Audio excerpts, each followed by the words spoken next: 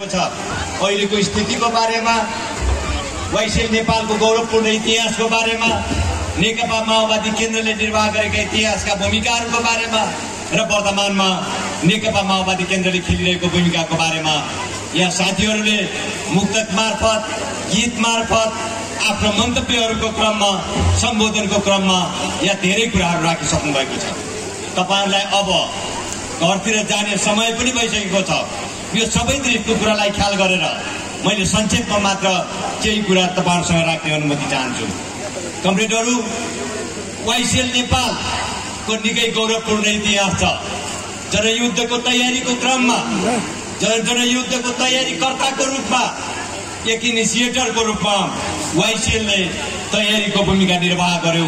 एउटा ऐतिहासिक भूमिका जनयुद्धको तयारीको निम्ति खेल्यो।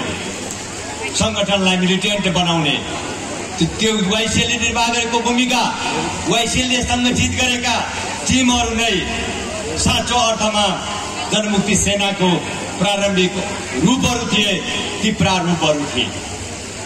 वाइसेल नेपालले जनयुद्धको विकास क्रममा जनमुक्ति सेनाको समीपमा रहेर, साथमा रहेर नेकपा माओवादी केन्द्र र जनमुक्ति सेनालाई जोड्ने पुलको रूपमा त्यसले नजिकबाट त्यो भूमिका निर्वाह गर्यो। हामी शान्ति प्रक्रियामा आयौं। शान्ति प्रक्रियामा आउने क्रमसँगै संविधान सभाको निर्वाचन सम्पन्न गराउनको लागि र जनताका प्रतिनिधिहरूलाई संविधान सभामासम्म पुर्याउनको लागि वाइसेल नेपालले निकै गौरवपूर्ण भूमिका निर्वाह गरेको छ। इतिहासमा त्यो वाइसेल नेपालले निर्वाह गरेको भूमिका रातो अक्षरमा अंकित छ। त्यो इतिहासको स्वर्ण अक्षरले लेखिएको छ र त्यो भोलिको पिढीहरूको लागि पनि त्यो पढ्ने विषय, स्मरण गर्ने विषय र प्रेरणा लिने विषय बनिरहनेछ। आजका वाइसेलका सबै नेता साथीहरू, सबै तपाईँ वाइसेलका सदस्यहरूले वाइसेलको यो गौरवपूर्ण र इतिहास, यो स्मरण गर्न लायक इतिहासलाई पढ्न, थप अध्ययन गर्न जरुरी छ ताकि त्योबाट थप प्रेरणा प्राप्त गर्न सकियोस्, थप ऊर्जा प्राप्त गर्न सकियोस्। आज फेरि अहिले समय बदलिएको छ। नेकपा माओवादी केन्द्रको नेतृत्वमा सुरु भएको जनक्रान्ति मार्फत नेपाली युवाहरूले निर्वाह गरेको भूमिका, नेपालका सबै उत्पीडित वर्ग, जाति, क्षेत्र, लिङ्ग, समुदायले खेलेको भूमिकाको प्रतिफल र परिणाम देशमा आज संघीय लोकतान्त्रिक गणतन्त्र स्थापना भएको छ। संघीय लोकतान्त्रिक गणतन्त्र यो देशका उत्पीडित वर्ग, किसान, मजदुरहरू, यो देशका उत्पीडित जाति, क्षेत्र र समुदायको प्रतिनिधित्व गर्ने समावेशी व्यवस्था हो। यो संघीय लोकतान्त्रिक गणतन्त्र, संघीय लोकतान्त्रिक गणतन्त्र यो देशका एपिएका, पछाडि परिएका, उत्पीडन, सदियौं वर्षदेखि उत्पीडनमा परेका यो देशका उत्पीडित श्रमजीवी जनताहरू, किसान, मजदुर लगायत श्रमजीवी जनताको घाँस बास, शिक्षा, स्वास्थ्य, रोजगारी को आत्मसम्मानको ग्यारेन्टी गर्ने, राज्यका सबै क्षेत्र र निकायहरूमा सहभागिताको हक र अधिकारलाई ग्यारेन्टी गर्ने त्यो खालको समाज व्यवस्था हो, समावेशी व्यवस्था हो। यो समाजवाद उन्मुख व्यवस्था हो संघीय लोकतान्त्रिक गणतन्त्र। त संघीय लोकतान्त्रिक गणतन्त्र यहाँ स्थापना भयो, व्यवस्था बदलियो। त अहिले पनि हामीले यता कता गुनासोहरू सुन्ने गर्दछौँ। त्यो केही हदसम्म वास्तविकतामा आधारित पनि छ। व्यवस्था बदलियो, व्यवस्था बदल्यौं, तर देशको अवस्था, जनताको अवस्था अपेक्षा गरे अनुरूपबाट बदल्न सकिएको छैन, अझै बदलिएको छैन र त्यो बदल्नको लागि थप मेहनत गर्नुपर्ने छ। यो साँचो कुरा हो, यो आवश्यकता हो। तर यो देशको आवश्यकता यता छ, बदलिएको व्यवस्था अनुसार देशको अवस्था बदल्नु पर्नेछ, बदलिएको व्यवस्था अनुसार जनताको अवस्था बदल्नु पर्नेछ। आजको आवश्यकता यो हो, आजको माग र समयको माग यो हो। तर अहिले एक थरी मान्छेहरू यो व्यवस्थालाई नै फेरि उल्टाउने, अब मसान घाटमा पुगिसकेका शासक वर्गलाई बिउदाएर, शासकहरूलाई बिउदाएर फेरि गद्दीसिन बनाउने सपना देखिराखेका छन्। र राजतन्त्र पुनर्स्थापित गर्ने सपना एक थरीले देखिराखेका छन् र विभिन्न हरकतहरू पनि गरिराखेका छन्। एक थरी मान्छेहरू संघीय लोकतान्त्रिक गणतन्त्रप्रति आफ्नो ओठे भक्ति देखाउँछन्, संघीय लोकतान्त्रिक गणतन्त्रका आफूलाई पक्षधर बनाउँछन्। तर संघीय लोकतान्त्रिक गणतन्त्रको सबैभन्दा मूल मर्म यो देशका उत्पीडित वर्ग जाति क्षेत्र समुदायलाई यो राज्यको हिस्सेदार बनाउने, यो देशका सबै उत्पीडित वर्ग जाति क्षेत्र समुदायलाई घाँसपात शिक्षा स्वास्थ्य रोजगारीको राज्यले अनिवार्य ग्यारेन्टी गर्नुपर्ने, राज्यले सुनिश्चित गर्नुपर्ने यो देशको यो व्यवस्थाको सुन्दर पक्ष चाहिँ छन्। त्यसैलाई कमजोर बनाउने संघीय लोकतान्त्रिक गणतन्त्रलाई हिजोकै 47-48 सालको जस्तै राजा जज सहितको जति बेला प्रजातान्त्रिक व्यवस्थाको जे अवस्था थियो त्यही ठाउँमा त्यही रूपमा संघीय लोकतान्त्रिक गणतन्त्रलाई प्रयोग गर्ने, त्यही अर्थमा संघीय लोकतान्त्रिक गणतन्त्रको अभ्यास गर्ने एक थरीले कोसिस गरिरहेका छन्, जो अहिले सरकारमा छन्। अहिले 2/3 अहंकार प्रदर्शन गर्दै हामी यो 2/3 सरकार बनेर जहिले सुकै तपाईँ हामीलाई सुनाइरहेका हुन्छन्, धम्काइरहेका हुन्छन्। तर त्यो 2/3 सरकारको सामर्थ्य यो देशका उत्पीडित वर्गलाई अझ बढी अधिकार सम्पन्न बनाउने, यो देशका उत्पीडित जाति समुदायलाई अझ बढी अधिकार सम्पन्न बनाउने, उनीहरूको राजनीतिक आर्थिक सामाजिक सांस्कृतिक अधिकारको ग्यारेन्टी गर्नको लागि 2/3 सरकारले आफ्नो सामर्थ्य प्रयोग गर्दैन, आफ्नो सामर्थ्य त्यहाँ लगाइरहेको छैन। उसको सामर्थ्य जनताले जनक्रान्तिबाट अथवा जनताले सङ्घर्ष गरेर लडेर प्राप्त गरेको व्यवस्थाका जो प्रगतिशील मूल्यहरू छन्, जो जनपक्षीय मूल्यहरू छन्, जो जनमुखी व्यवस्थाहरू छन्, तिनलाई कमजोर बनाएर पुरानै उच्च वर्गको, पुरानै सामन्त दलाल ब्रोकरसाही पुँजीपति वर्गको हित रक्षा गर्ने, स्वार्थ रक्षा गर्ने त्यो खालको समाज व्यवस्था र त्यो खालको राजनीतिक व्यवस्था या चलाउन अहिलेका सत्तारूढ दलहरू खोजिराखेका छन्। यो स्थितिमा फेरि एकपटक नेकपा माओवादी केन्द्रले नयाँ संकल्प गर्नुपर्ने आवश्यकता हामीले महसुस गर्यौं। नेकपा माओवादीले फेरि एकपटक खबरदारी गर्नुपर्ने आवश्यकता महसुस गर्यो। नेकपा माओवादीले फेरि यो देशका सबै उत्पीडित वर्ग जाति क्षेत्र समुदायलाई अपिल गर्नुपर्ने आवश्यकता महसुस गर्यौं र नेकपा माओवादीले पूर्व मेचीदेखि पश्चिम महाकालीसम्म कञ्चनपुरसम्म झापाबाट हामीले तराई मधेस अभियान सञ्चालन गर्यौं। अहिले छिटै फेरि नेकपा यही 2 गतेदेखि हामी मध्य पहाडी लोकमार्गमा अर्को एउटा अभियान सञ्चालन गर्दैछौँ। नेकपा माओवादी केन्द्रले जनतासँग माओवादी अभियान, रूपान्तरण अभियान, त्यसलाई खबरदारी अभियान हामीले विभिन्न रूपमा भन्ने पनि गरिरहेका छौँ।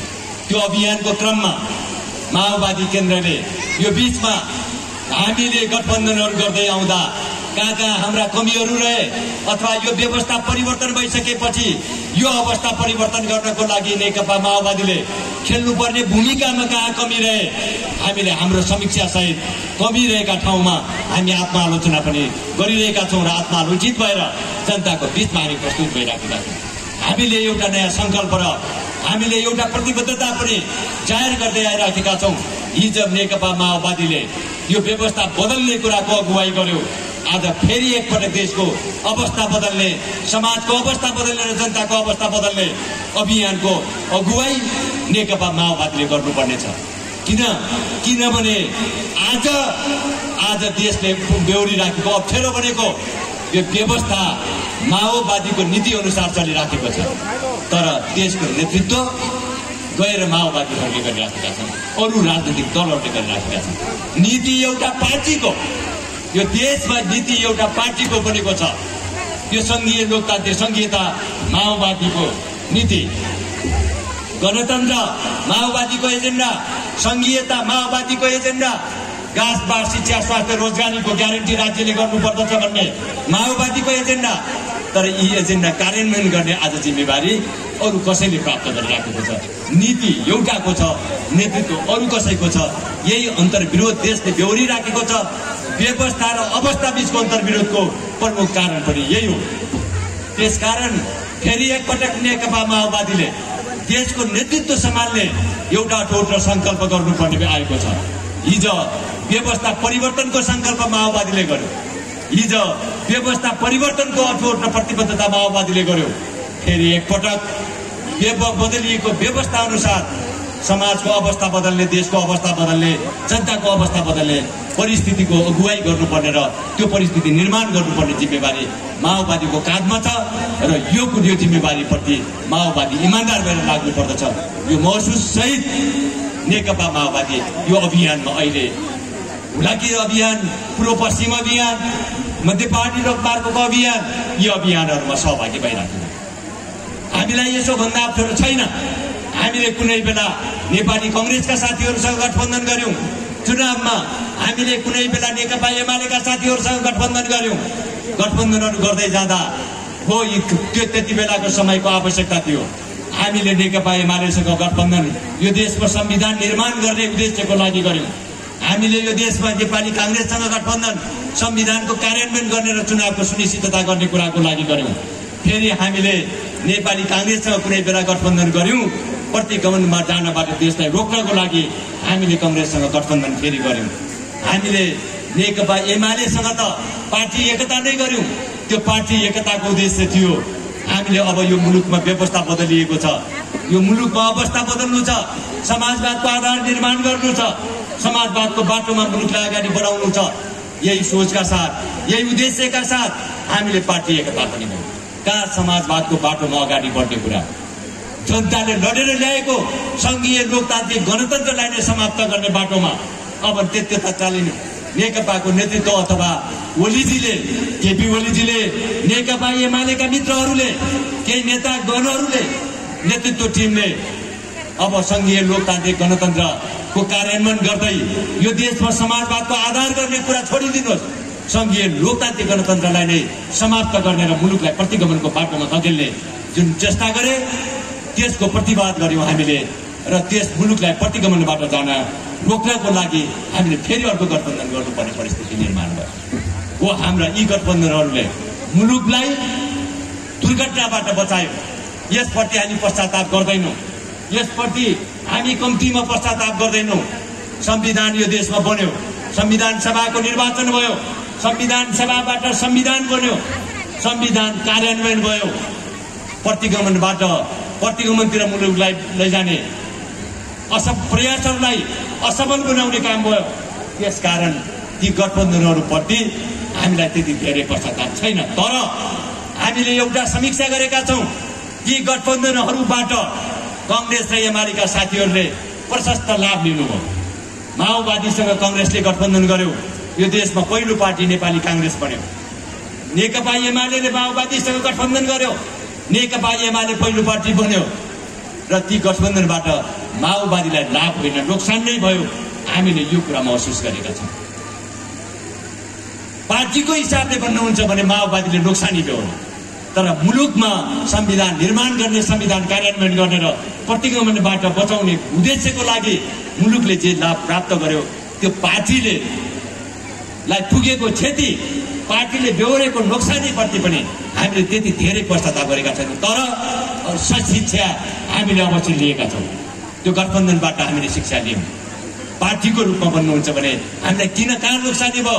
हाम्रा एजेन्डा गठबन्धन गर्दै जाँदा हाम्रा एजेन्डाहरू अलिपुत्ते जस्ता पनि भए। हामीले धारिलो ढंगले हाम्रा एजेन्डाहरू जनताको बीचमा लिन पाएनौं। हामीले हाम्रा एजेन्डाहरू सशक्त ढंगले जनताको बीचमा लिने, त्यसको कार्यान्वयनको लागि गर्ने प्रयासहरू गठबन्धनको बेलामा अलि गाह्रो पनि रहेछ।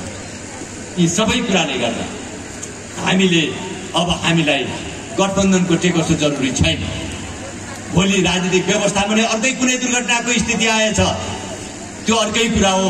राजनीतिक व्यवस्थामा दुर्घटनाबाट बचाउनका लागि गरिने अथवा अरूको अझ ठूलो क्रान्तिको लागि गरिने मोर्चाबन्दीको कुरा अर्को भयो।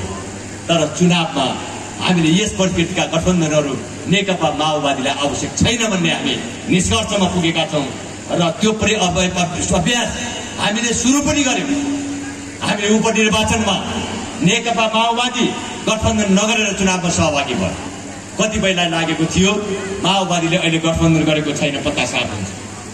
माओवादीले गठबन्धन कांग्रेस एमालेसँग नगरेको मात्र होइन, कतिपय ठाउँमा कांग्रेस एमालेका साथीहरू गठबन्धन गरेर माओवादी विरुद्ध आउनुभयो, तर उपनिर्वाचनको परिणाम शानदार ढङ्गले माओवादीको पक्षमा आयो।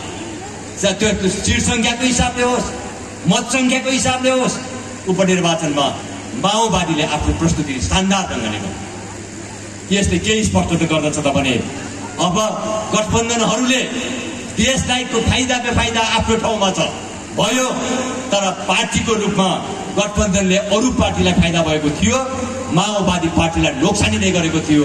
माओवादी जब एक्लै आफ्नो सामर्थ्यमा आफ्नो एजेन्डामा निर्वाचनमा भाग लियो, त्यसको परिणाम हिजोको भन्दा सकारात्मक आउने कुराको बलियो संकेत हामीले प्राप्त गरेका छौँ। त्यो उपनिर्वाचनमा मात्र होइन, हामीले विद्यार्थी संगठनको निर्वाचनको क्रम अस्ति सोभियुको निर्वाचन गर्यो। 25 जिल्लामा सोभियुको निर्वाचनमा 2 सत्तारूढ दलका विद्यार्थी संगठनहरू मोर्चाबन्दी गरेर आए 25 जिल्लामा। तर एक्लै चुनावमा होमिएको माओवादी समर्थित अखिल क्रान्तिकारी यो सशक्त प्रतिस्पर्धीको रूपमा शानदार प्रतिस्पर्धा चाहिँ एक सशक्त प्रतिस्पर्धीको सशक्त प्रतिस्पर्धीको रूपमा आफूलाई प्रस्तुत गर्यो। यी सबै तथ्यहरूले अब स्पष्ट गर्दछ माओवादीले यो जुन व्यवस्था परिवर्तनको अगुवाई जुन एजेन्डाको आधारमा माओवादीले गर्यो, ती एजेन्डाहरूप्रतिको माओवादीको प्रतिबद्धतालाई अझ खरो ढङ्गले प्रस्तुत गर्नुपर्नेछ, अझ दह्रो ढङ्गले प्रस्तुत गर्नुपर्नेछ। यो अहिलेको आवश्यकता हो। यो आवश्यकतालाई वाइसिएल नेपालले यो अहिलेको समयको आवश्यकता र समयको मागको रूपमा ग्रहण गर्नुपर्नेछ।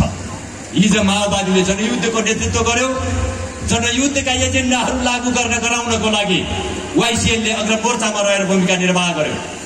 माओवादीले जनयुद्धको तयारीको योजना अगाडि सार्यो, जनयुद्धको तयारीका कामहरू सम्पादन गर्नको लागि वाइसिएलले अग्रमोर्चामा रहेर भूमिका निर्वाह गरेको थियो।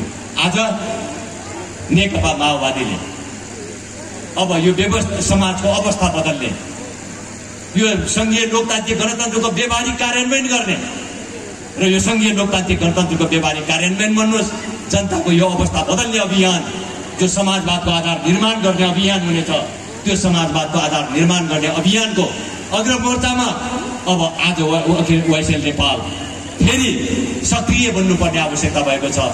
र त्यसको लागि नेकपा माओवादीले अपिल गरेको छ सुशासन, आर्थिक समृद्धि, सामाजिक न्याय, यी एजेन्डाहरूको कार्यान्वयन संघीय लोकतान्त्रिक गणतन्त्रको व्यवहारिक कार्यान्वयन हुनेछ।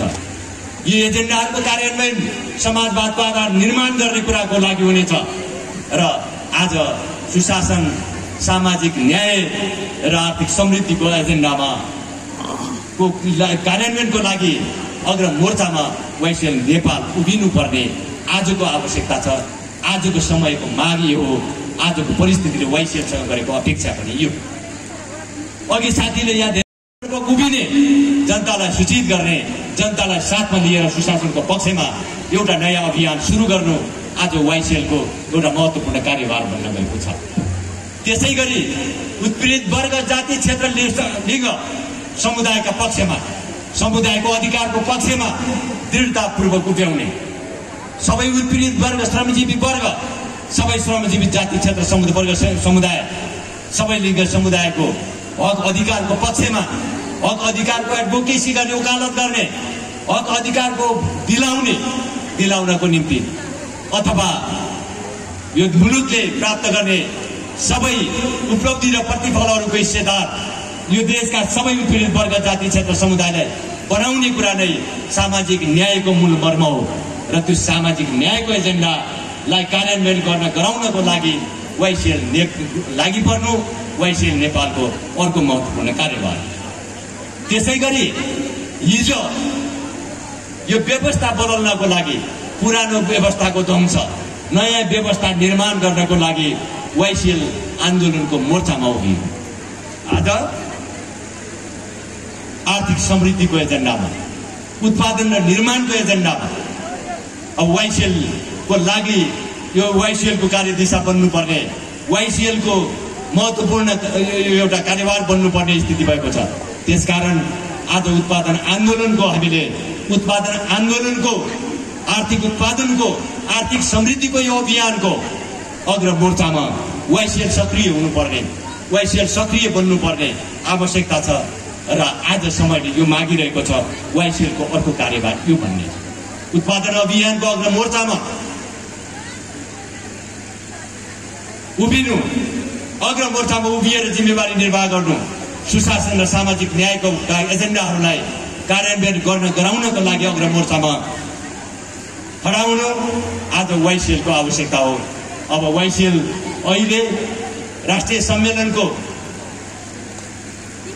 तयारीको क्रममा छ। सबै जिल्ला प्रदेशका सम्मेलनहरू तयार भइराखेका छन्। तपाईँ युवा साथीहरू एउटा नयाँ उत्साहसहित फेरि आइराख्नु भएको छ। मलाई विश्वास छ अब नेकपा माओवादी फेरि अब देशको राष्ट्रिय राजनीतिको नेतृत्वदायी भूमिकामा नेकपा माओवादीले आफ्नो भूमिका निर्वाह गर्नुपर्ने, त्यो भूमिकामा आफूलाई पुनर्स्थापित गर्नुपर्ने आज समयको माग बनिरहेको छ, आजको आवश्यकता बनिरहेको छ। त्यो आवश्यकतालाई सही ढङ्गले तपाईँ हामीले मनन गरौँ र त्यसलाई सम्भव तुल्याउने एउटै सूत्र हो हाम्रो यस देशका उत्पीडित वर्ग, जाति, क्षेत्र, लिङ्ग, समुदायप्रतिको हाम्रो इमान, त्यसप्रतिको हाम्रो प्रतिबद्धता, उहाँहरूप्रतिको हाम्रो सम्मान, यो नै हाम्रो लागि एउटा ठुलो ताकत हुनेछ जसले नेकपा माओवादी केन्द्रलाई फेरि यो मुलुकको राष्ट्रिय राजनीतिको नेतृत्वदायी भूमिकामा पुनर्स्थापित गर्नेछ। माओवादीको सामर्थ्य त त्यसको लागि लगाउनु पर्ने नै छ, तर अरू ठुला बनिएका पार्टीहरू आज जसरी दिन प्रतिदिन जनताको हितको निम्ति होइन, जनताको पक्षमा होइन, जनताको हित विपरीत केही स्वार्थ समूहहरूको, केही दलाल बिचौलियाहरूको स्वार्थ रक्षा गर्नको लागि अहोरात्र खटिरहेका छन्। त्यसले अब माओवादीको आवश्यकतालाई दिन 2 गुणा अझ रात 4 गुणा बढाउँदै लगिरहेको छ, त्यो महत्त्वलाई अझ बढाउँदै लगिरहेको छ। कुनै बेला नेकपा माओवादीले यो देशमा सङ्घीय लोकतान्त्रिक गणतन्त्रको स्थापना गर्नको लागि माओवादीले सकारात्मक ढङ्गले एउटा प्रयास अगाडि बढाइराखेको थियो। त्यति बेला राजनीतिमा बसेका राजाको भूमिकाले सङ्घीय लोकतान्त्रिक गणतन्त्रलाई स्थापना गर्नको लागि जसरी नकारात्मक ढङ्गले सहयोगी भूमिका खेलेको थियो, अहिले फेरि राष्ट्रिय राजनीतिको नेतृत्वदायी भूमिकामा नेकपा माओवादीलाई पुनर्स्थापित गर्नको लागि नेकपा माओवादीले गरिरहेको सकारात्मक प्रयास र प्रयत्नले त महत्त्व राख्ने नै छ र मुख्य रूपमा यही भूमिका नै, यसैको नै भूमिका प्रमुख हुनेछ। माओवादीको आफ्नै भूमिका प्रमुख हुनेछ। सँगसँगै अन्य ठुला र हात्ती बनिएका पार्टीहरू जसरी दिन प्रतिदिन जनताको स्वार्थ विपरीत, जनताको हित विपरीत, केही मुठीभर स्वार्थ समूहहरूको हितमा राज्य शक्तिको दुरुपयोग गर्ने जे प्रयत्न गरिराखेका छन्, जे हरकत गरिराखेका छन्, यी सबै कुराले अब मुलुकमा माओवादीको आवश्यकता, औचित्य,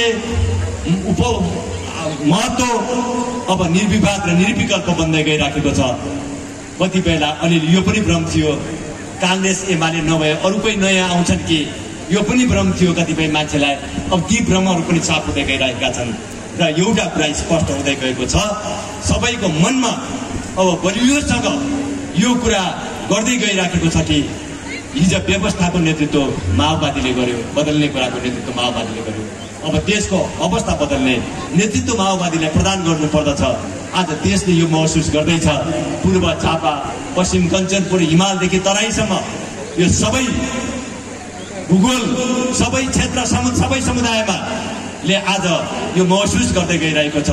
बर्दियाका तपाईँ राता मान्छेहरू, बर्दियाको यो रातो भूमि जसले हिजो नेपाली जनक्रान्ति सम्पन्न गर्नको लागि ऐतिहासिक भूमिका निर्वाह गर्यो, यहाँका तपाईँ सबै किसान, मजदुर, आमा बुवा, दाजुभाइ तथा दिदीबहिनीहरू, तपाईँ युवा साथीहरू, सबैको भूमिका नेपाली जनक्रान्ति सम्पन्न गर्नको लागि, चाहे त्यो जनयुद्धमा होस् को क्रममा होस्, चाहे त्यो जनआन्दोलनको क्रममा होस्, चाहे अन्य सामाजिक आन्दोलनहरूको भूमिकामा होस्, त्यो बर्दिया जिल्लाले निर्वाह गरेको भूमिका ऐतिहासिक छ। त्यो ऐतिहासिक भूमिकालाई स्मरण गर्दै, त्यो ऐतिहासिक भूमिकाको सम्मान गर्दै आजका आवश्यकताहरूलाई पुरा गर्नको लागि तपाईँ वाइसिएलका साथीहरू, तपाईँ बर्दियाका सम्पूर्ण पार्टीका नेता साथीहरू, तपाईँहरू सबैले फेरि एकपटक प्रण गर्नुहुनेछ। तपाईहरूले सबैले एकपटक फेरि एउटा नयाँ सङ्कल्प र प्रतिबद्धता गर्नुहुनेछ। एकताबद्ध रूपमा तपाईँहरू अगाडि बढ्नुहुनेछ। फेरि राष्ट्रिय राजनीतिको आजको आवश्यकता पूर्तिको लागि बर्दिया जिल्लाले खेल्ने भूमिका महत्त्वपूर्ण र अग्रणी बनाउनको लागि तपाईँहरू लागि पर्नुहुनेछ। यही विश्वाससहित, यही अपेक्षासहित यो YCL नेपालको तेस्रो बर्दिया जिल्ला सम्मेलन यो जिम्मेवारी र यो भूमिका पूरा गर्नको लागि नयाँ ऊर्जा, नयाँ प्रेरणा र नयाँ ताकत बन्नेछ भन्ने विश्वास र अपेक्षासहित सम्मेलनको पूर्ण सफलताको लागि फेरि एकपटक हार्दिक शुभकामना सहित मेरो भनाइ टुङ्गाउँछु। धन्यवाद। लाल।